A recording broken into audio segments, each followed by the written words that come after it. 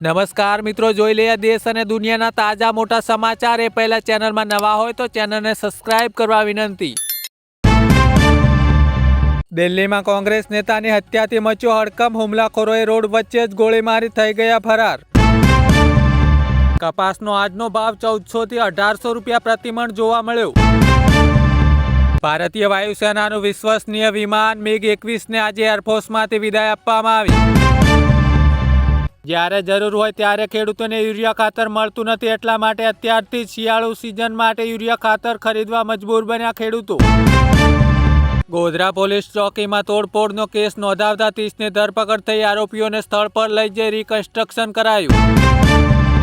માત્ર પાણીના ગ્લાસના કારણે 80 દિવસ જેલવાસ ભોગવ્યો ચૈતર વસાવાની સીસીટીવી હેઠળ જ મીટિંગ યોજવાની કરી માંગ. દુનિયાના બીજા ક્રમના ધનિક લેરી એલિયસ તેમની સંપત્તિના 95% ભાગ કરશે દાન. પ્રધાનમંત્રી આવાસ યોજનાની નવી યાદી જાહેર થઈ. ઓનલાઈન જોઈ શકો છો કે આપનું મકાન પાસ થયું છે કે નહીં.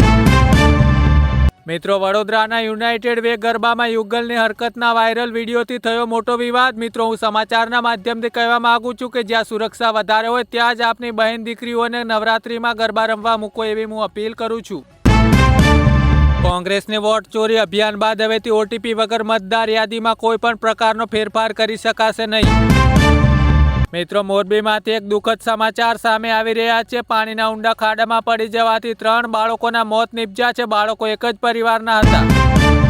બનાસકાંઠાના વિભાજન અંગે સરકારની સ્પષ્ટતા. વાવ-થરાદ નવો જિલ્લો બનશે અને તેમાં 8 તાલુકા ઉમેરવામાં આવશે. સાબરકાંઠામાં નવા તાલુકાઓની જાહેરાત સાથે વિવાદ ઉપડ્યો. ઈડર તાલુકામાંથી જાદરને અલગ નહીં કરતા નારાજગી.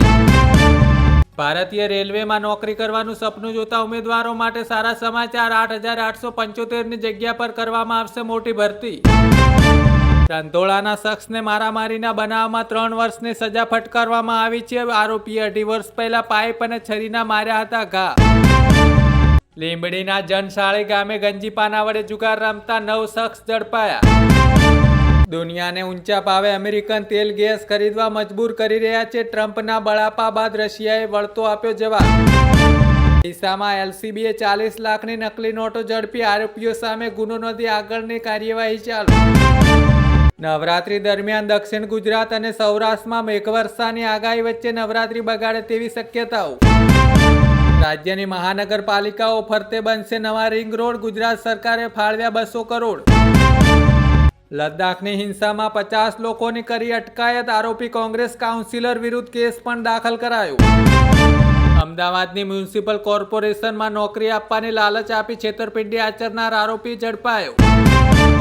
અમેરિકાએ કાશ્મીર મુદ્દે પાકિસ્તાનનું ટેન્શન વધાર્યું. પીએમ મોદી સાથે મુલાકાત અંગે આપી અપડેટ.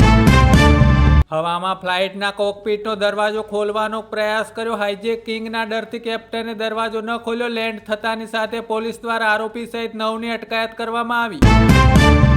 અમદાવાદના રેલવે ડિવિઝનમાં 240માંથી ફક્ત 30 એન્જિનમાં જ કવચ સુરક્ષા સિસ્ટમ લાગી હોવાની ઘટસ્ફોટ ખુલ્યો. દુધાળા પશુઓને કરડતા વણિયાર પ્રાણીને કૂતરાઓના ટોળાએ હુમલો કરી પતાવી દીધું. વેસ્ટ ઇન્ડિઝ સિરીઝ સામે ટીમ ઇન્ડિયાની જાહેરાત. રવિન્દ્ર જાડેજાને આ વખતે બનાવાયા વાઇસ કેપ્ટન. વિષ્ણુ ભગવાનની ખંડિત મૂર્તિ અંગે સુપ્રીમ કોર્ટના જજની ટિપ્પણીથી દ્વારકાના જગદર ગુરુ શંકરાચાર્ય થયા ગાયબ.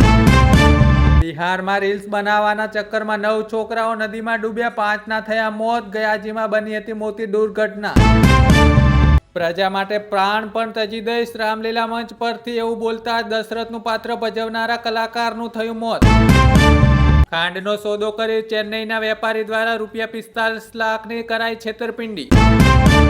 પીએમ સન્માન નિધિ યોજનાનો 21મો હપ્તો એટલે કે 2000 રૂપિયા દિવાળી પહેલા જ ખાતામાં નાખવાની કોશિશ કરશે કેન્દ્રની નરેન્દ્ર મોદી સરકાર. જોઈ લઈએ આજે સોના ચાંદીના ભાવ. તો 10 ગ્રામ 24 કેરેટ સોનાની કિંમત 1,14,440 પહોંચી, જ્યારે ચાંદીની કિંમત 1,39,700 રૂપિયા જોવા મળી. મિત્રો, રોજ સવારે દેશ અને દુનિયાના આવા તાજા સમાચાર જોવા માટે અમારી ચેનલને સબસ્ક્રાઇબ કરવા વિનંતી.